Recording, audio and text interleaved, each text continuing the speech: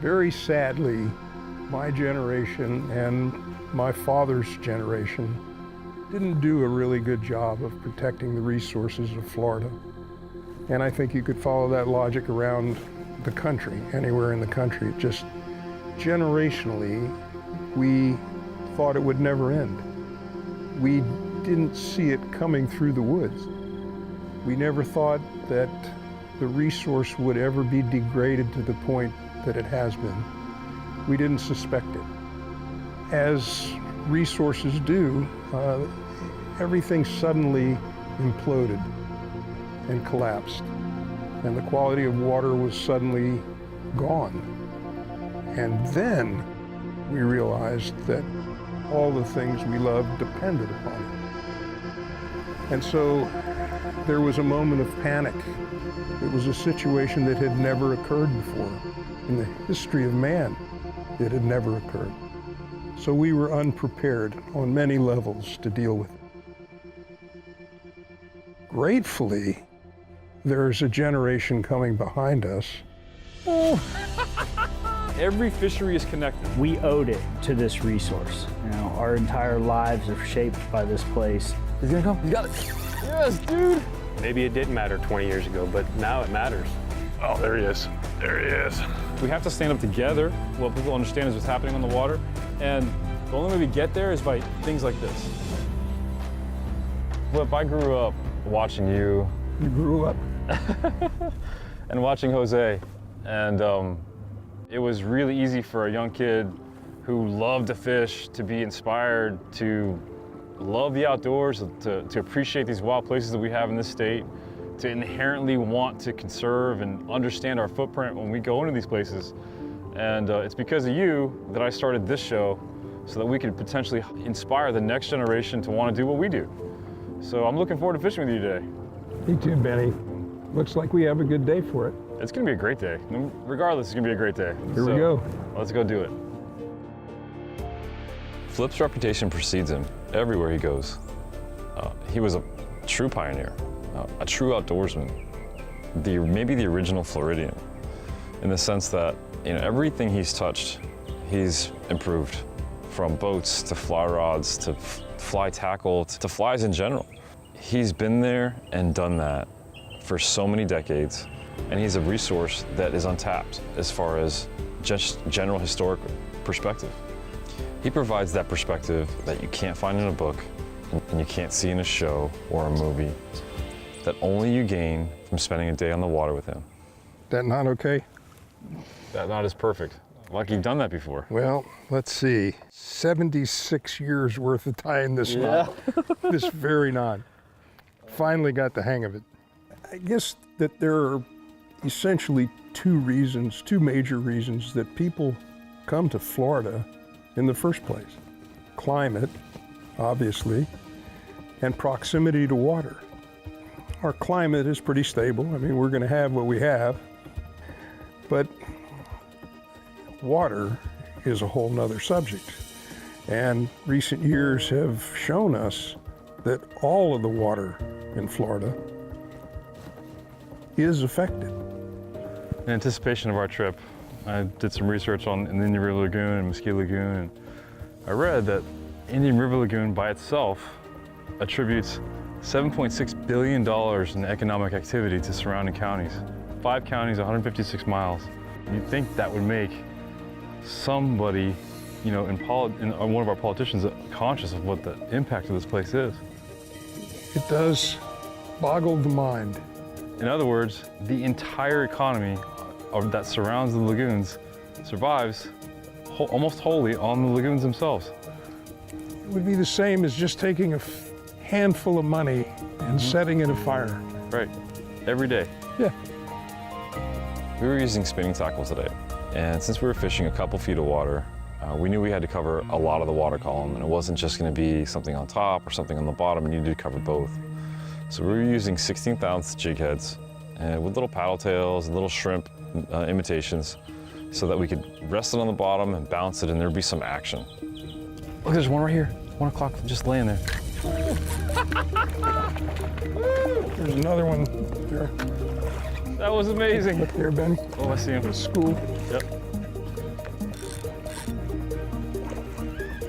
Talk about close quarters. I think if you had a fly rod, you couldn't have made that cast. That was pretty great.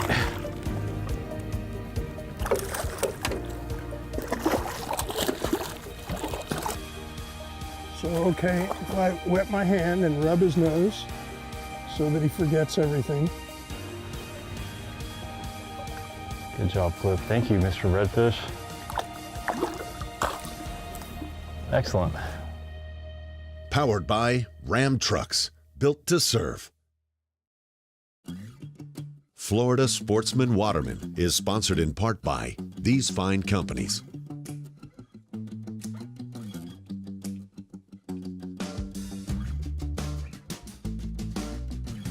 In general, you're surrounded by noise all day, every day. And when you find a place like the estuaries in the state of Florida, like Mosquito Lagoon or Indian River Lagoon, where you literally are surrounded by silence, it's a place to find yourself and to lose yourself.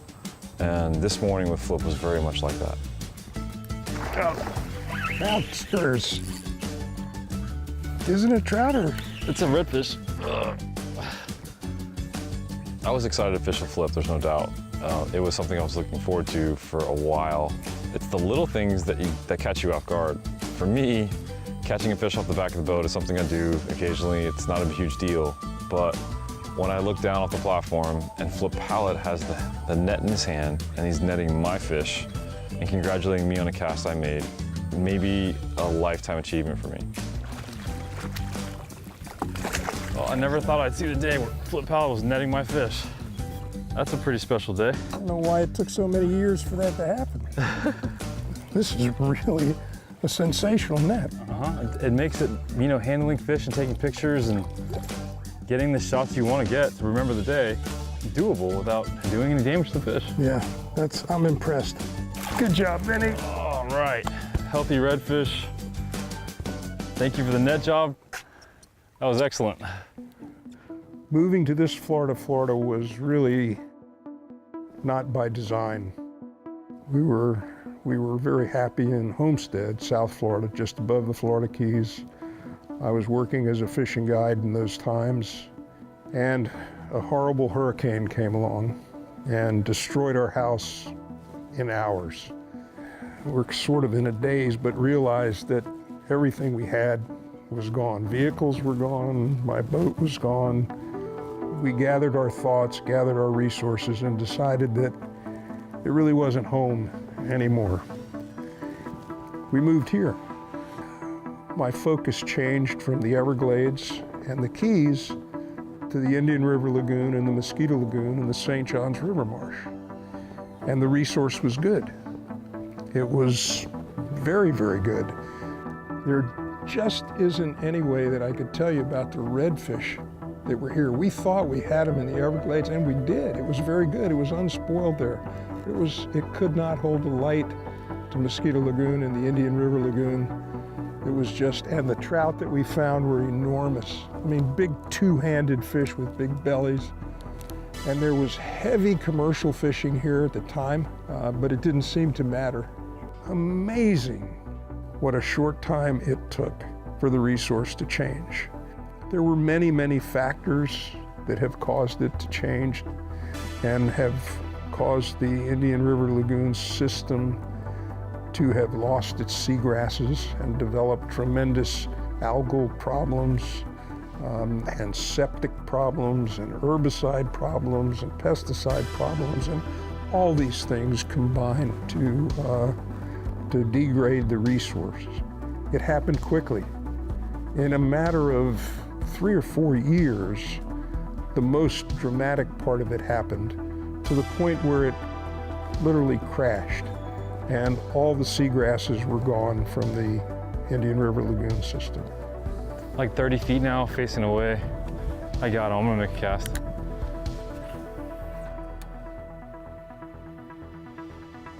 Got him. Got him. They do eat. That was pretty good. As a matter of fact, that was very good. To be able to spend a day with someone who gets it, and someone who's as committed as I am to fixing it, is a pleasure, in addition to which it's not everybody who's willing and tickled to death about spending the day poling into the breeze and peering into the glare and trying to find a fish under tough conditions. And Benny is all of those things, so the entire day was a treat for me. It's not easy to make that up.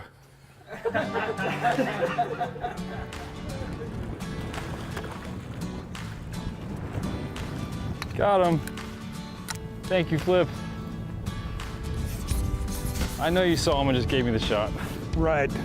I had no idea that fish was there. Absolutely none. Forget everything. Thanks, little buddy.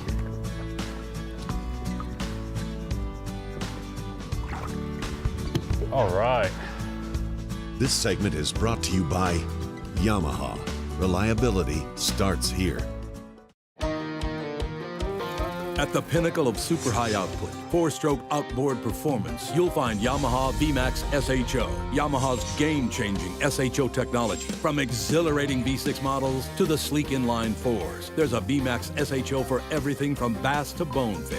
It's an extended family of 4-strokes engineered for lightweight, inspiring performance, and rock-solid reliability. Discover VMAX SHO and elevate your expectations. Florida Sportsman Waterman is sponsored in part by these fine companies.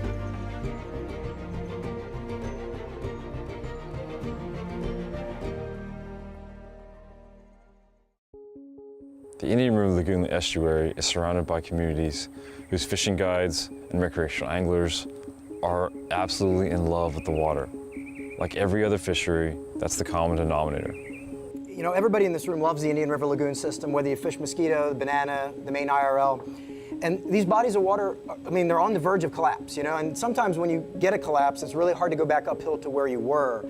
And I think we're not there yet, but we're awfully damn close. And every year we slip by without making a difference, without finding some solutions. We're really jeopardizing getting to the bottom of that hill and going in a whole new direction rather than going back to where we want to be. The guides don't want to talk about what's going on because it's taboo and it sends clients other places. But these gentlemen were more than willing to talk about how it's affected their lives, how it's affecting future business, and the fear of what the future holds for them. I'm going out of town for 4 months from my 2.5-year-old daughter so I can feed my family because I cannot make the living that I need to make here anymore. What was amazing, and it's happening all around the state of Florida, is that the scientific community, the biologists, the scientists that surround the estuaries and are fighting for the estuaries like we are starting to lend major credence to what the guides are saying. Part of the responsibility now that comes with that is being stewards of our estuary. You know, just wondering, will my kids ever get to see the things that I saw growing up, you know? I mean, hopefully one day we get to a point, you know, making steps and doing things today that can affect our future towards restoring the water quality to what it once was, or even a fraction of what it once was. Yes! Good job, dude. Man. Yeah. Everything about that was awesome. That was all you. There was a lot of glare there. You saw the fish. It's teamwork, man. Yeah. My passion there, fishing and just being on the water, was there way before I even thought about starting a business out there. As Floridians, we have to stand up together. As guides, we are the stewards of the water we fish. We're the eyes, the ears, and now the voices of what happens. But the key, as with everything, seems to be awareness. We can do this, but we can't do it if you lose hope. You need to, you know, keep active, keep loud, you know, keep, you know, pressing everywhere you can go. Join us for this week's On the Conservation Front as we dive deeper into critical water issues facing the state. Florida Sportsman has been leading the fight on the conservation front lines for over 50 years. In the last few years, the Northern Indian River Lagoon has been racked by seagrass die-offs and massive fish kills. These critical water quality problems need further study and solutions. Conservation projects like Bonefish and Tarpon Trust's Bee Gum project are part of those solutions. Bonefish Tarpon Trust has very much a habitat focus in Florida right now. Given that Florida has lost 50% of its mangroves, 9 million acres of wetland. One of our top goals is to figure out how much suitable juvenile habitat is left, to map that habitat, then to characterize it as healthy or degraded. For the healthy habitat, we want to work to get it protected. For degraded habitats like bee gum, we want to figure out how to restore their function so they're actually nurseries again. That's the goal of what we're trying to do with this project, is find out when do these fish want to leave? How can we alter those management plans to make it easy for them to leave so they can rebuild a natural population? The basic idea was to catch fish and then install these little pit tags. We built an antenna out of wire. And every time a tagged fish goes through the antenna, beep. So it gives us a really good way of figuring out who's leaving the impoundment and when. So what we did is worked with Indian River County Mosquito Control District to open the culverts during the summer for about a week period. When we did that, a lot of the snook and tarpon emigrated. They did what they were supposed to do. Snook after snook after snook after tarpon all went flooding out of these impoundments. We all know that fish depend upon healthy habitats. So big picture again here is to start working with the state, the counties, and everyone else to turn habitat back into the center of focus for fisheries habitat management. This segment is brought to you by Gulp Saltwater. Outfishes all other bait. The new Spin Fisher 6, the strongest spin fisher in a line of legendary spinning reels. And our proprietary CNC gearing is precision cut from brass and aluminum to create a gear system that's smooth out of the box and durable over the lifetime of the reel. Sealed from top to bottom to improve IPX5 standards, the new Spin Fisher 6 can be sprayed and splashed from all directions and still won't allow water into the gearbox or drag system. That reel did the job there.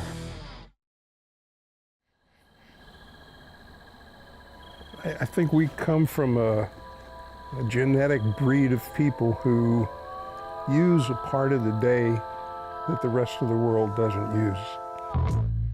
I mean, an alarm clock is our friend. Most people, when the alarm clock goes off, they want to squash it.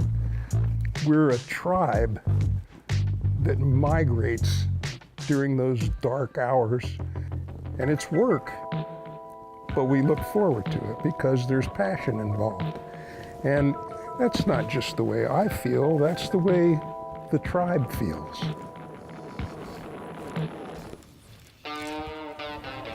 Yes. Got him. It's not the monster you wanted, but just where he was supposed to be. That's right.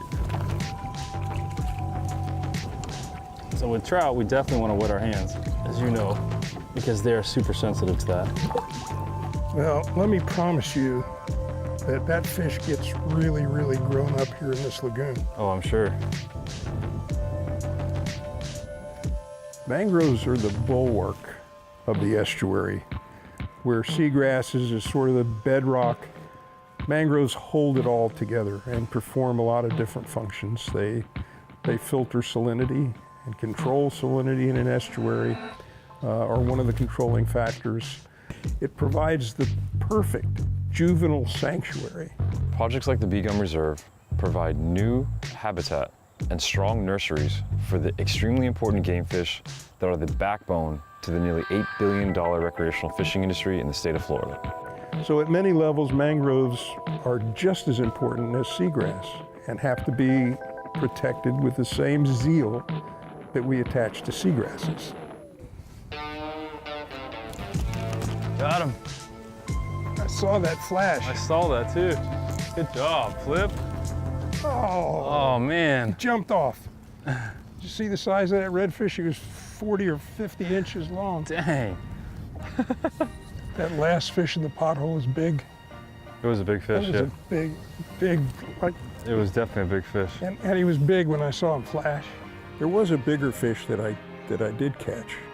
And I guess the thing I remember most about it was that Benny had given me a rubber imitation of a shrimp that was about the size of a small salami.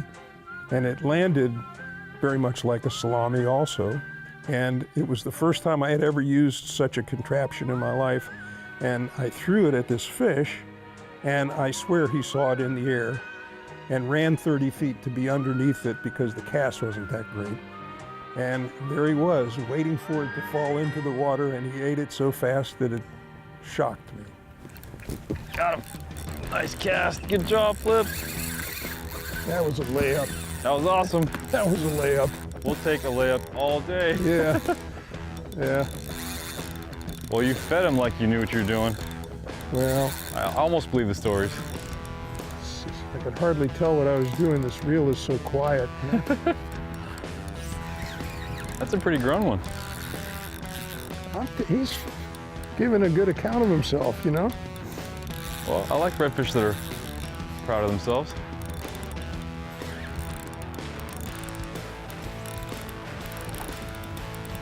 Where is this guy getting all his energy from? I don't know, but I love it. Yeah, this is very un-redfish-like. You know what, I don't want to do anything crazy here. I know we want this fish. That's a great fish. Got him. Excellent job, sir. Thanks, Benny. I guess you're going to want me to pull you now, huh? Oh, no. I could watch that all day. Well, that's a great fish, Flip. Excellent cast. You do know what you're doing. So I'm so lucky, you know? You see a fish like that in conditions like this that are so adverse. Right. And you've got to take your hat off to Mother Nature.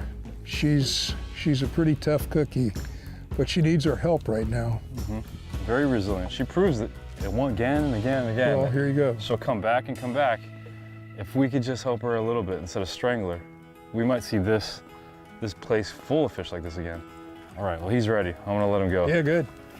Listening to Flip tell stories of when he first saw Mosquito Lagoon, you could tell his excitement, that raw energy that happens when you find a new estuary and you fall in love. But equally, you can see the sadness in his eyes and hear it in his voice when he sees the lagoon in its state of condition today. The next generation is smarter. They're quicker on their feet than we were, and all of that is as it should be. And gratefully, seeing the problem, they've been willing to tackle it. And they've done a better job than we ever could. Today, my friend Flip wakes up with new hope because this movement is about education. Not only a hard plan has to surface, but a cultural change has to occur for there ever to be a solution to these problems.